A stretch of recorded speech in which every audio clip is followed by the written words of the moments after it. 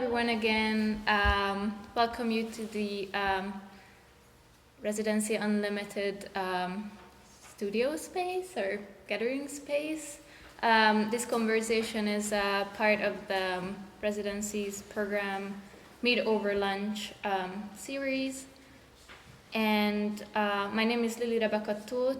I'm a curator currently finishing at CCS Bard, and here's the artist duo Lőrinc Borsos, Lilla Lőrinc and János Borsos. And today we're going to talk about their solo exhibition in the Hessel Museum, upstate New York, which I curated as a part of my graduate thesis show. Before we begin, I'd like to say a few thank yous for CCS Bard to let us create this exhibition, the faculty of CCS Bard as well as the Hessel Museum team. I would like to say thank you for Katalin Mekler, the head of the BUBU residency program, who supported Lilla and János accommodation as well as travel expenses. And she was also very supportive with us in all kinds of emotional, familiar aspects. I would like to also thank you for the Esterházy Private Foundation, as well as Flux Factory, who gave us an amazing studio place, and of course Residency Unlimited, to welcome back again Lilla and János, who were here 5 years ago. In 2018? A bit more than 5, yeah. For a residency program. We need a lot of help to get out here. Yeah, it's a lot. It takes a lot of support. Yes, Hungary is far away. Yes, it's far. I will start with a very short introduction of who is this artist duo, and then we're going to move on to a bit more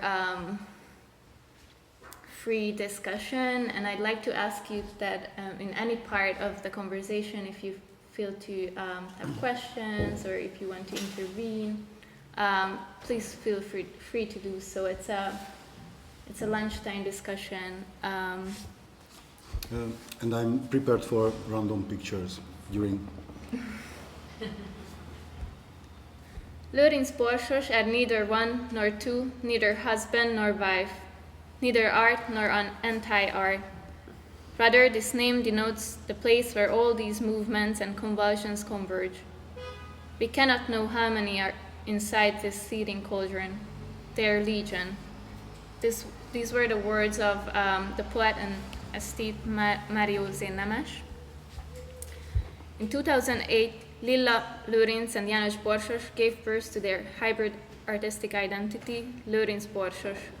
Over the past 15 years, their aesthetics and concerns have drawn inspirations from the duo's various personal phases, beginning with the experience of spending 8 years in a Christian religious sect, continuing with a turn to a politically engaged methodology, and then moving on to a more introspective, self-analytical period.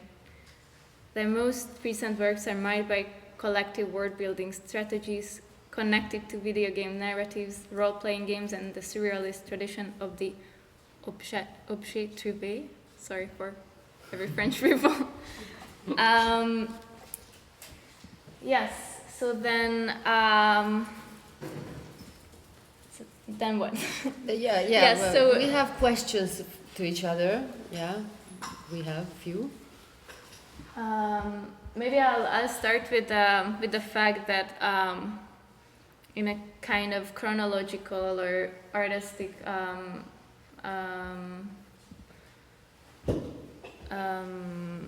line, this period of Lőrinc Borsos is something new, something that started in their latest with their latest show in Hungary in November, which was titled For the Child of the Future.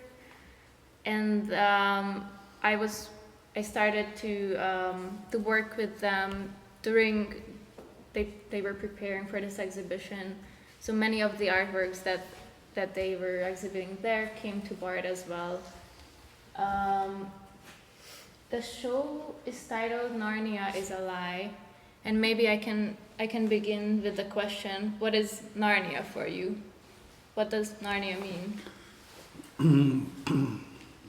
Let me try to answer, like from my opinion. Like Narnia is a symbol. It's not about the video, like the film or the book. I haven't read the book, but saw the film and kind of hate it.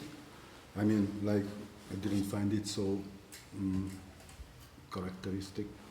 The characteristic was like super, like I don't know how to say, like, without character, like a copy of a copy of a copy, and also like to put our belief in a wardrobe. It's maybe not the point. Not the point. Although I like to see things like as a human projecting, like without knowing if it is projecting. Like it's the idea is coming from Feuerbach, from me, for me. Like as a religion, as a automatic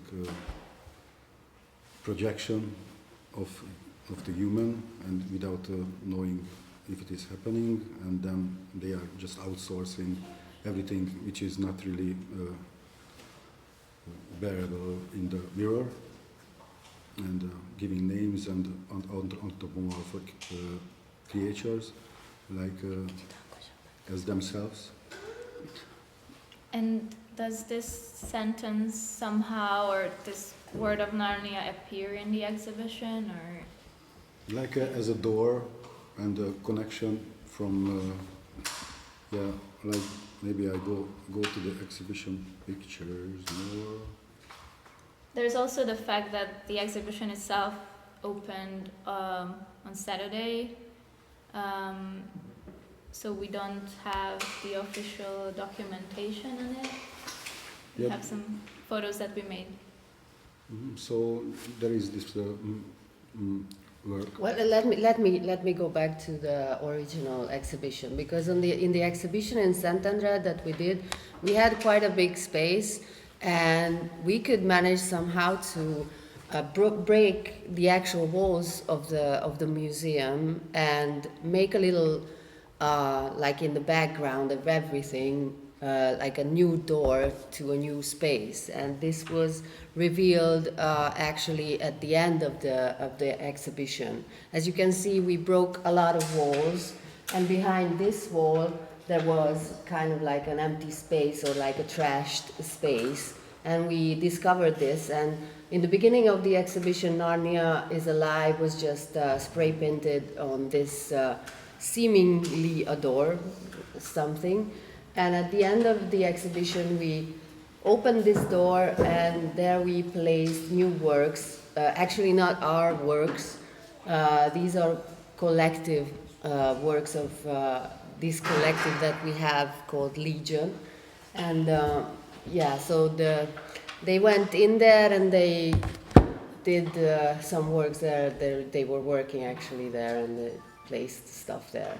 So it's kind of like the background of everything. I don't know if you want to say it.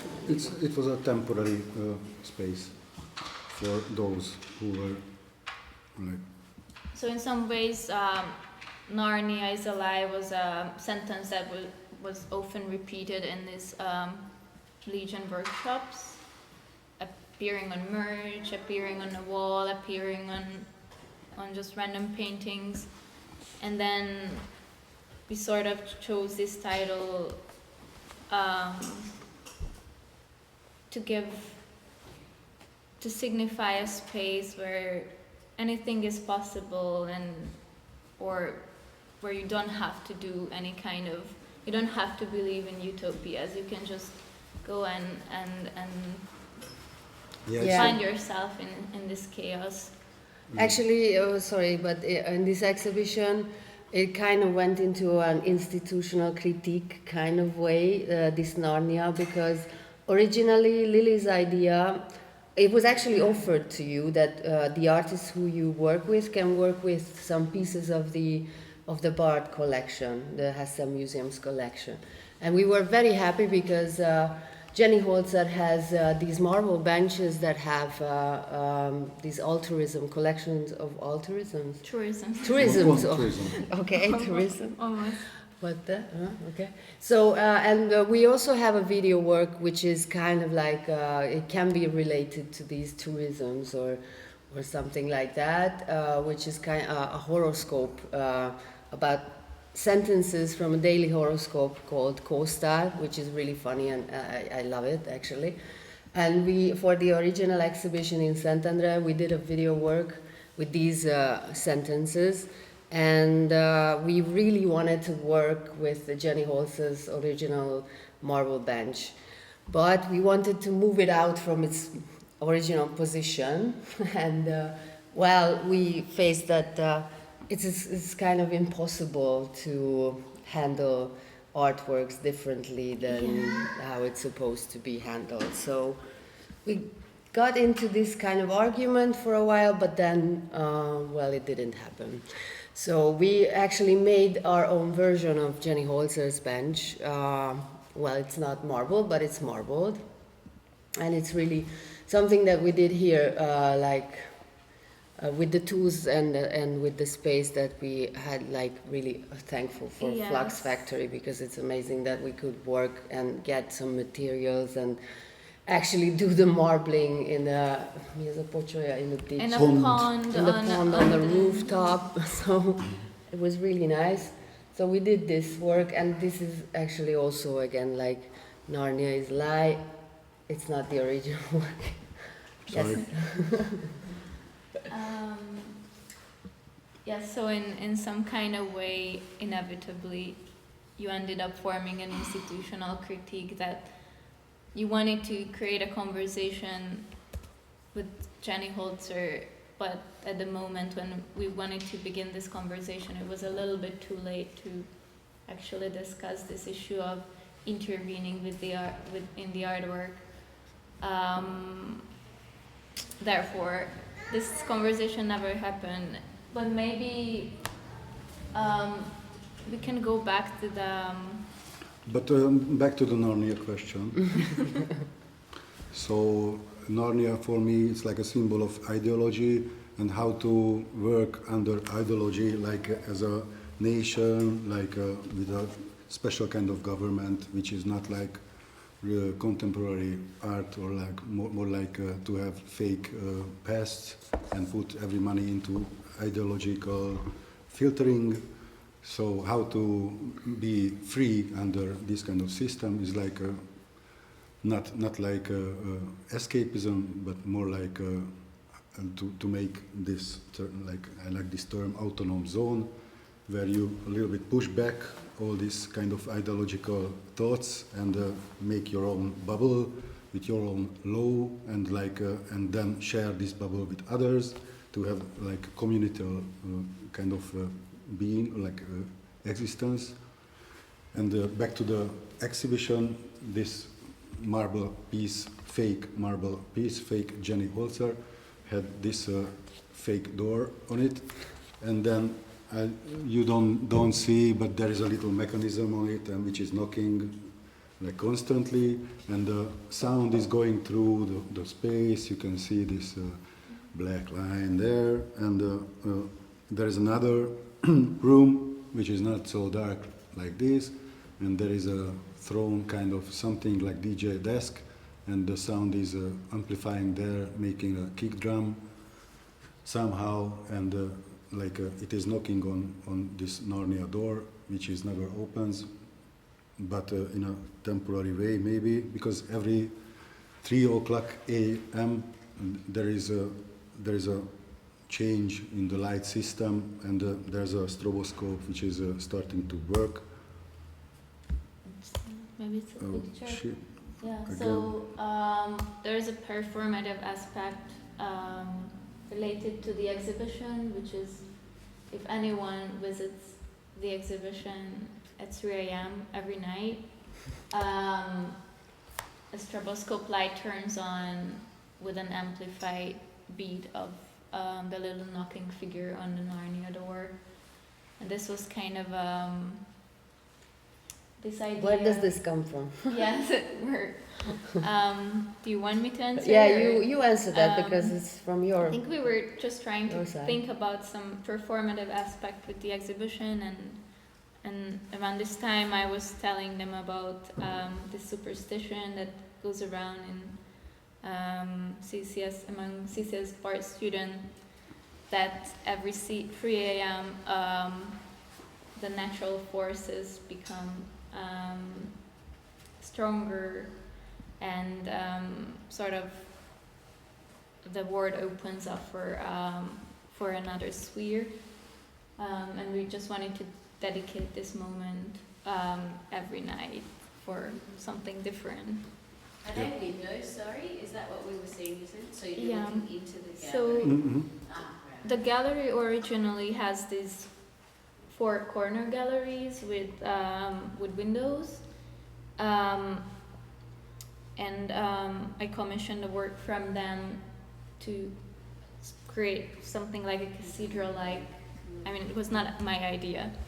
A cathedral-like space inside, because it's very shiny and holy, and maybe you can tell them about more of the original version of this piece, because it's called Throne in Landscape, and it's the second version of their piece called Throne. This one, that was also the cover image of our talk. Yeah, I think this on the Hungarian exhibition, it was like kind of like the end point of the exhibition where you arrived at the end, and it was this stroboscopic light, red, green, yellow, no, red, Green, blue, green, RGB. yes, and also there was a sound piece made by Máté Janki for this this work, and it was kind of like built from like trash and very different kind of materials, like a throne facing you when you entered the room. It had like my mother made nice little dolls from yarn, and also we put in some works from other crew members of Legion. So it was kind of just an assemblage, or how do you call this? And it was kind of scary, to be honest, in a way. It was a really narrow corridor where we placed it. And we put it into this RGB stroboscope is like the inspiration is coming from a movie called what's that? I forget. Neon Demon. Nem. Sorry, we don't remember the movie. Oké, mondd a rendezőt first. Yeah, is it a Gaspar Noé? Yeah, it's a Gaspar Noé movie, Um, which is like working on like the I know which one. Luke Saturn. Thank you, guys. The curator is also here, so you know. Like it is about making a movie, you know, that documentary film, and without cut. And there is one point in the movie when the screens, what they use for a set, for witches and like burning witches, the back screen is starting to like demolish, or like having some error, and starting to blink, and it's like going like last very long, like really physical stroboscopic effect. And we use the same, and we made this throne. We didn't know that there are some colors which are affecting during this light set, like animation like. So here we wanted to go a little bit further, and we set up this vinyl on the window to really work with these 3 colors, like not green what we used, but yellow, to have a kind of animation at night, and also let the light going through. So it's like a two.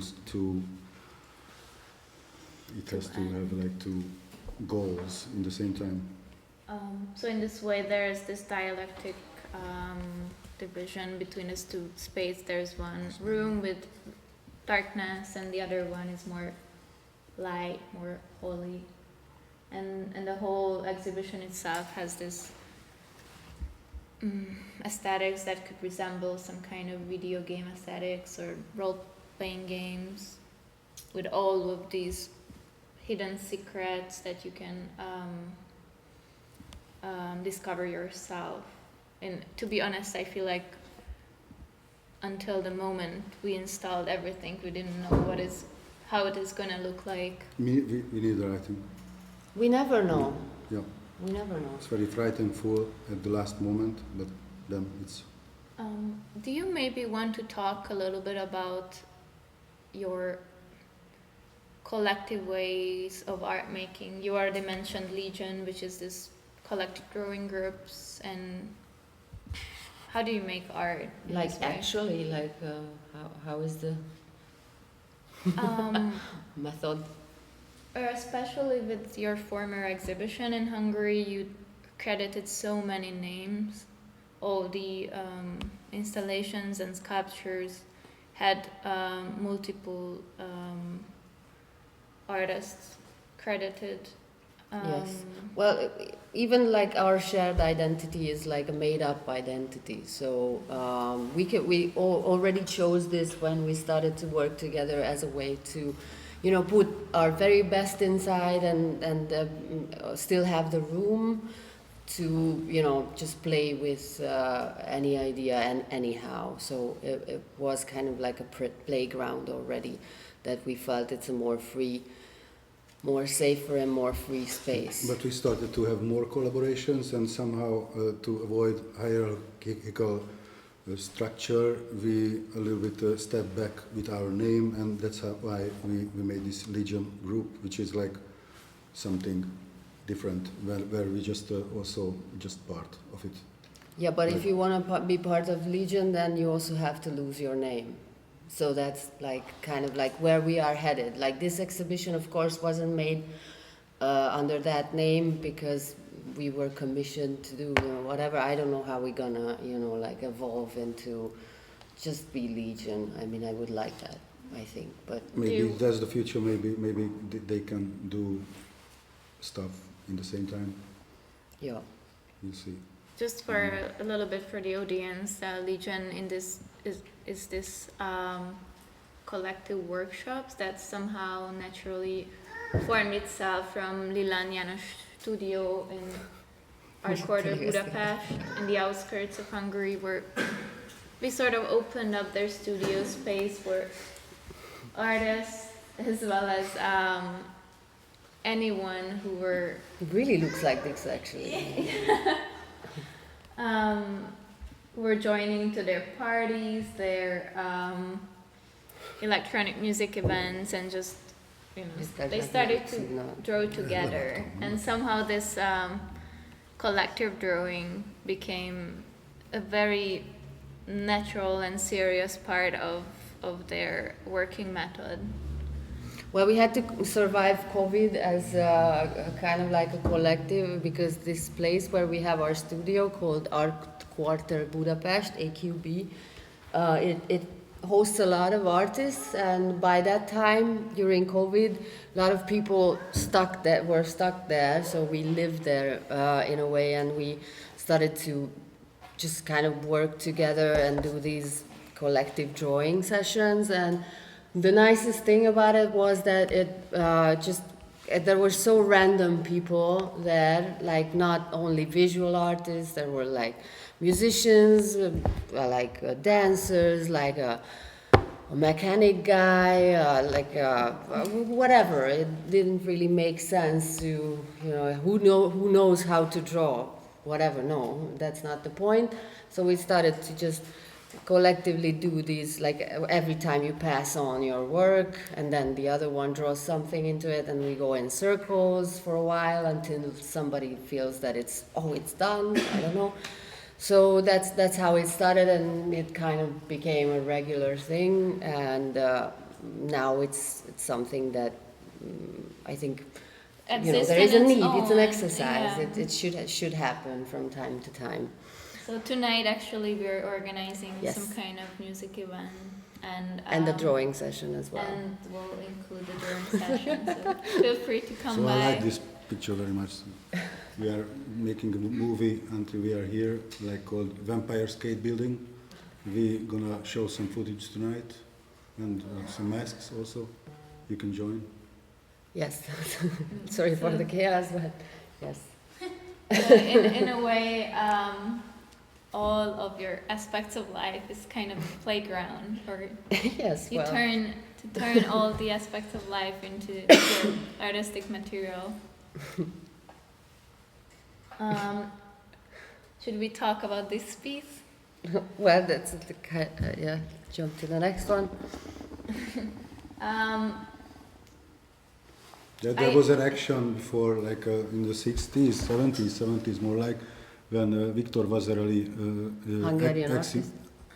yes, came back from Paris and made a big exhibition in Hungary, and one guy went there and made some little tüntetés. Demonstration? Yeah, a little or bit like- demonstration with a little card showing up. János Major was the guy, and on the little tabloid was like, Vasarely, go home. That was it. To why you came back from Paris, where you have this big name for you, and like go away from Hungary. So We also made it, but it doesn't make sense, but we made it for ourselves as well. Borsos Lőrinc, go home. We like self-critics. with some not exhibited images in the jacket. Yeah. Yeah, so what was our question? Why did you choose to make an exhibition for us at the CCS as your diploma work? I think it's kind of like a little bit risky to make a solo exhibition, no? Maybe I have to ask the audience how did they feel about the exhibition, or was that in any ways communicated to you? Feelings? Yeah, do you have any feelings?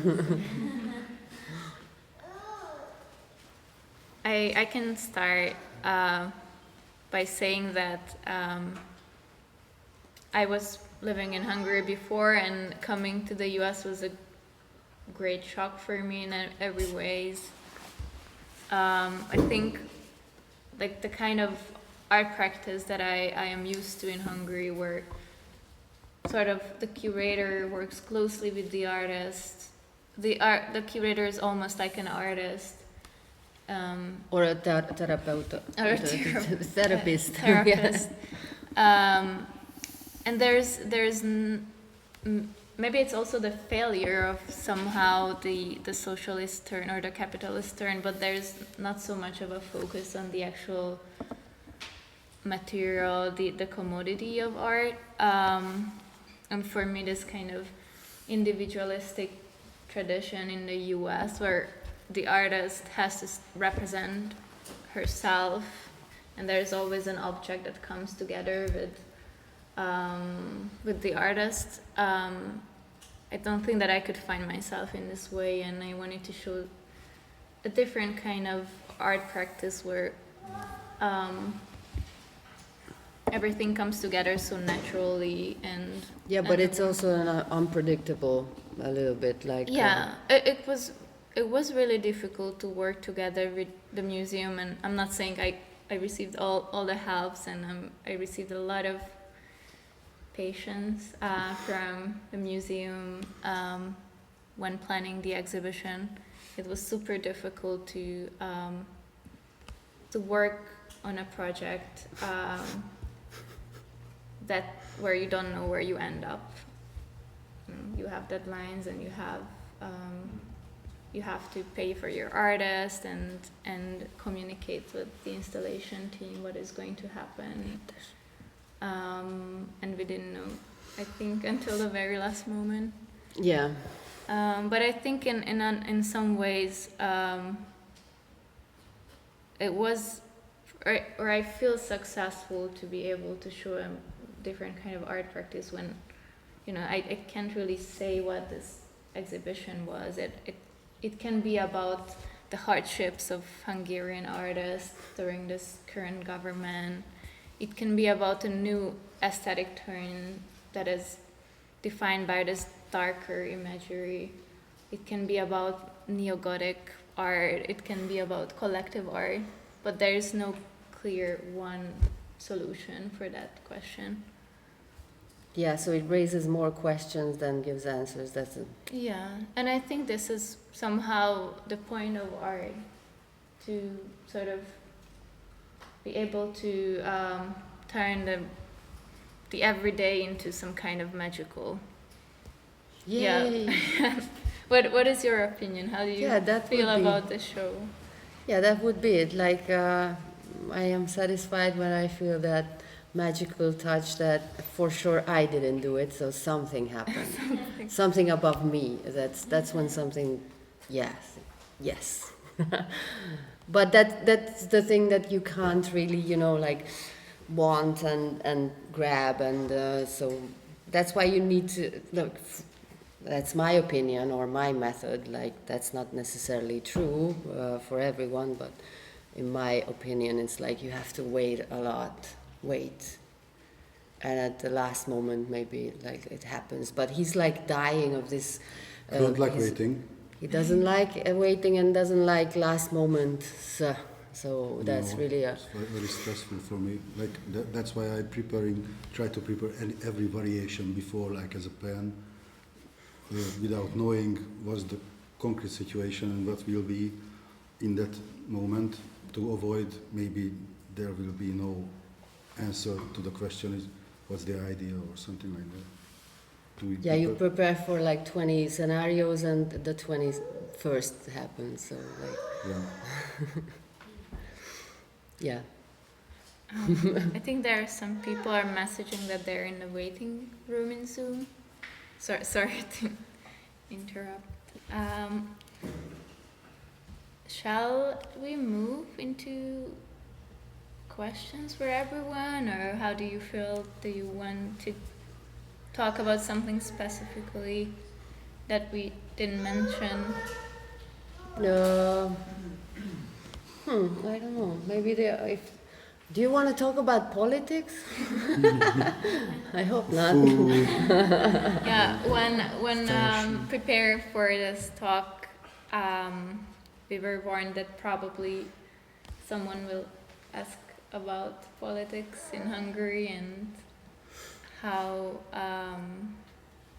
Maybe not. Yeah. How are things going? How are things going? What is the situation that a contemporary artist has to face in a country that is sort of defined by constantly shrinking alternative artistic space?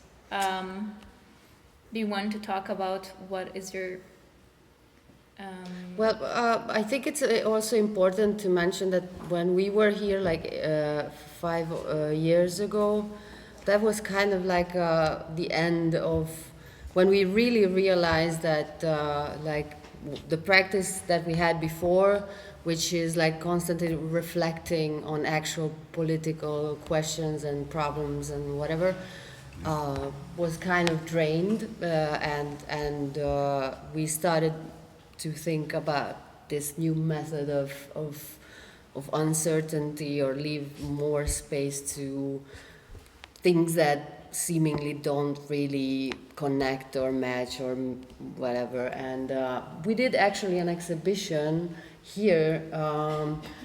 Well, we had 3 months for the residency here, but we didn't get an art studio, and well, at the middle of the time, we realized that we really want to work, we really want to do something, and luckily we got this studio space, and at the end of our stay, we organized an open studio or exhibition kind of thing, and this was, I think, the first time when we really let these like found objects, like really found on the streets or whatever, or materials for the arts. Yay.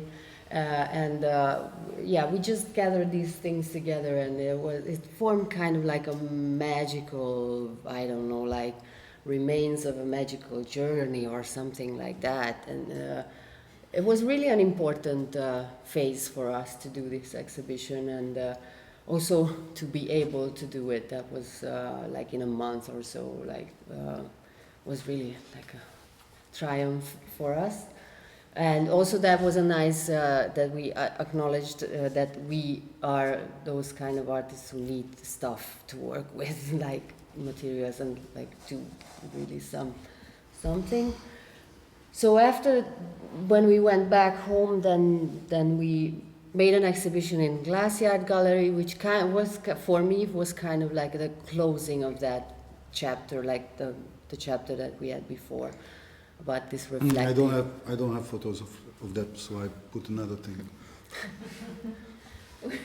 So that's when we started to work with little bit more like random stuff. And that was an exhibition in Brno that we did afterwards. And we got a little bit tired of always like recontextualizing ourselves, and we started this newer, more like a kids' playground stuff. Yeah, so that's where we are now. We also used a Red Bull refrigerator in Brno, like now in Hessen Museum. I don't know. They find it's you. Interesting. We just found it. Yeah. There are a lot of these kind of refrigerators over there. Yeah, so I think the answer would be that, in a way, how you work, what you create is already a political act in terms of creating an alternative space or an alternative community, and it's in a way it's stronger than do a kind of direct activism for a government that is also working with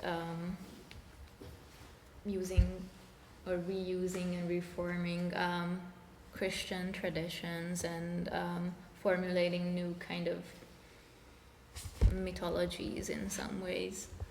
Constructing. Or yes. constructing mythologies. Wow. Yeah, let us construct our own. Yeah. So, I don't know. Should I turn to you guys? Do you have any questions? I have a question, just relating to what you were just talking about. So is it quite difficult in Hungary to exhibit work that... It depends. In my opinion, it was like these last 12 or 13 or now it's even 14 years that we have under this regime. It changed for the better is that we have like artist-run spaces or underground spaces, more or less. There are things happening, and I see like this kind of alternative scene like more stronger, and kind of like learning that they cannot rely on this, because we have, I think, this kind of problem from our post-communistic approach, that we are used to depend a little bit more on the infrastructure of the government or the institutional system, and it keeps you alive, or it could keep you alive, but it's not enough to, and we were used to this, and when it got like cut off, because of political, ideologies. If you are Fidesz party, then you can have money. If you are in opposition, then you are cut off. Fidesz is the ruling government. Yes, sorry. Right now. And we kind of got used to this, and it's good because we made our own in a way. So it's not necessarily about the money always, I think.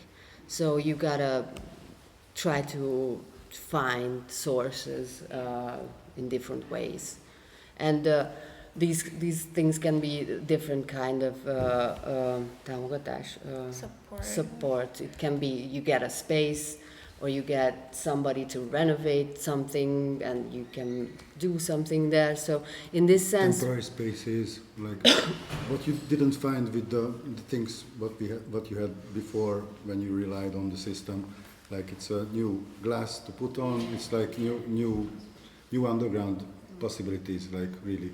Which I guess relates to then your work here, right? There's like new possibilities that come from pushing back or something. yeah, it keeps you fresh. Yeah. I think what is really like sneaky in terms of this government is that, you know, it seems as a free country there are possibilities, but you would never get those kind of support from the government itself, or it is seemingly okay, and Yeah. yet there's, you know, we're just like stagnating in something. Yeah, it's not like, yeah. And International like relationships, institutional relationships, those are that were cut off like really painfully, I think, because we had a really nicely functioning higher level institutional system with the Ludwig, with the Kunsthalle before that. And we had really good progressive contemporary exhibitions, like big ones, like really up to date, like. But then when they took over these institutions, that hurts a bit. Like, suddenly it kind of cut. you know, you gotta go to Vienna to see a cool show. I mean, like in this institutional level.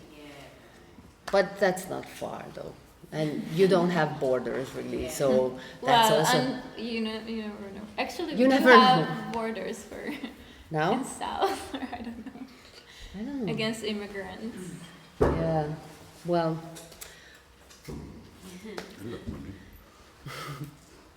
It's true. Austria does check Slovenian and Hungarian borders. There's police. There's police in the border. Mm. Yeah. Although it's Schengen, and I just read that they will prolong it. Just on the south. Wow. yo, well, Well, we don't want anyone else to come in, so it's okay. I also had a question. You said it would be risky to have a solo show as part of the graduation, but then also it's not really a solo show. But I wanted to know how is it perceived by the institution, or was it risky? We just opened the show on Saturday, and then we came down to the city, so I'm very curious of all the opinion. I think it was risky in a way that, you know, how can you let people know that you trust completely in this artist duo? How, you know, they don't know them. We've actually worked together before on one project, and I knew that if we plan something, it's gonna be there. It's gonna come together, and it's gonna be better. What I imagine. But it's very difficult to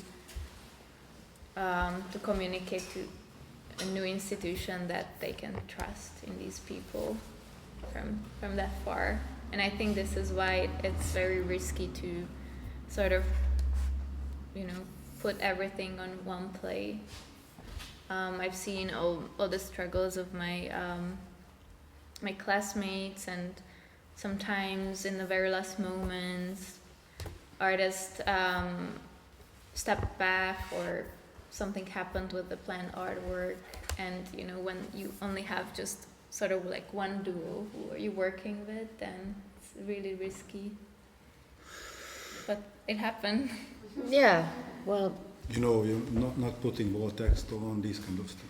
Yeah, and also we there was a kind of different way that we chose on not having a title in the exhibition space, not having tombstones on the wall, sort of, you know, what we're learning in a curatorial program is how to make an exhibition that is accessible for everyone, and in a way, I chose not to be accessible for everyone.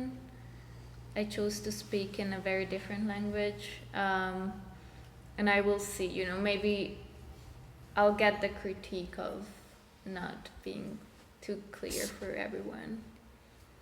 But sometimes is the point to be not to be clear. Yes. I mean, like, to be honest, sometimes many times we are searching for a point where we are not really clear about what we are doing, because to be conceptual artist means a lot of times to you know what you will be do, what kind of material, what kind of color, like the sizes and everything, and then you just make the production, and you are avoiding all those things which are happening through the process in you, around like the circumstances, everything, and it's not able to reflect on the process sometimes. And to be in the work, not knowing everything before, just let yourself do whatever, and then conceptualize it or just examine it. What was it? Like, it's more like not filtered, and maybe you can learn from your work something about yourself more.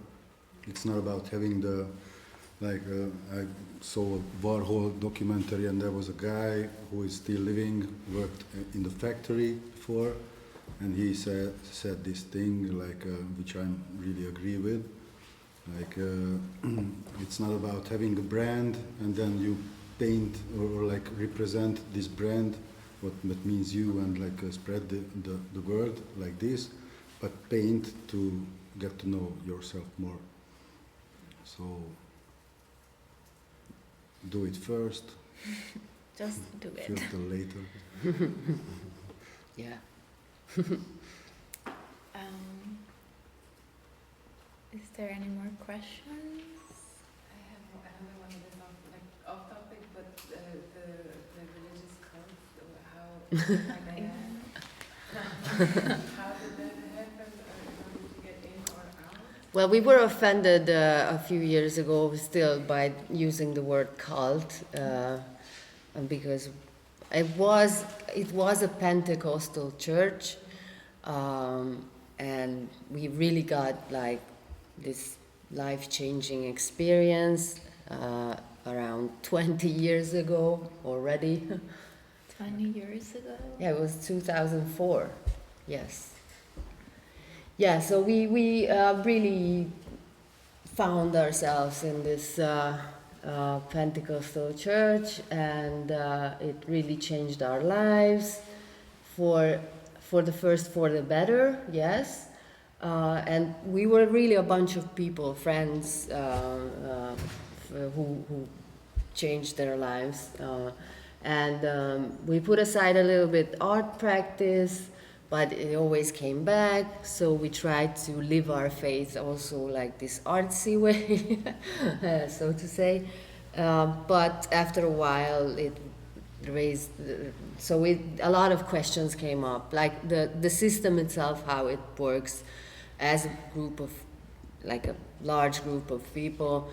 It necessarily just repeats those patterns that you see in the world, like even in the fucking corporate system. So you have that hierarchy, and it's not really working well. So there were a lot of expectations from us to behave like this, to go there, to do this, to do that. So we really lost kind of our individual lives, but we couldn't really bear that we also lost our artistic identity. So that was kind of like a turning point when we realized that we cannot really, well, this sounds very, but we really can't really live without that kind of form of expression or that language, using that language, the language of art. Yeah, because like ideology is like filtering out the freedom of expression first, and then you just became like a propagandist, and like it's a very, very narrow meaning of doing art, and like it's the same with politics. just being the propagandist, no matter which side. So, like how to let the artist free from all of these ideologies and just do whatever is the main process what we are going through since. But it was a nice practice, like 7 years. Do you recommend? Field trip, like a little bit long. But like but in the army, I don't know, I've never been in the army, but felt a little bit like, But you are still referencing a lot of biblical because it's a nice imagery and game in the time when the government also using it as a propaganda. Also I not really want to reflect on any kind of governmental step, because it's also something like you are following it, just reflecting on. But what about action? Like, what to do? Like avoiding this, and is there anything inside when you migrate inside? What to do except of critics? I mean. but mit akartam mondani?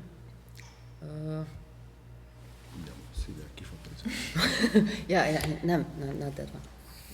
Yeah, we are coming down of cigarettes, so we find a nice alternative. I showed what is the trend in CCS. Yes. We're slowly approaching towards the end, so I could take a final question if someone has something to add, or then thank you so much. Yes, thank you for coming. Thank you so much for coming. Also for those who were on Zoom, Yeah. please visit the exhibition if you have the chance.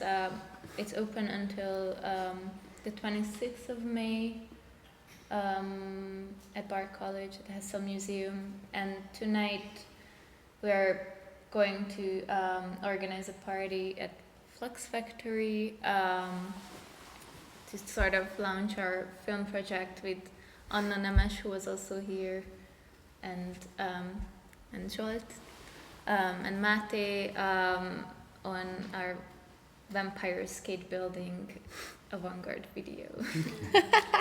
Avant-garde. Skate video without skateboarders. Yeah, and if you want to have a drawing session tonight, Yes. we can really recommend like coming to Queens to Flux Factory. What time? We start from 7. Yeah, we're gonna be there for a while. So. Yeah. And I can also show you some gold dust and diamonds from the diamond district, what I collected from the sludge of the pathway. That's his hobby. Like that's what. Yeah, János has found a new hobby during this time, and there's actual gold and diamonds in the diamond. You can find the from the dirt. You can somehow get it out. Yeah, but it takes a lot of time. No value. Yes. So thank you so much. Yes. Thank you.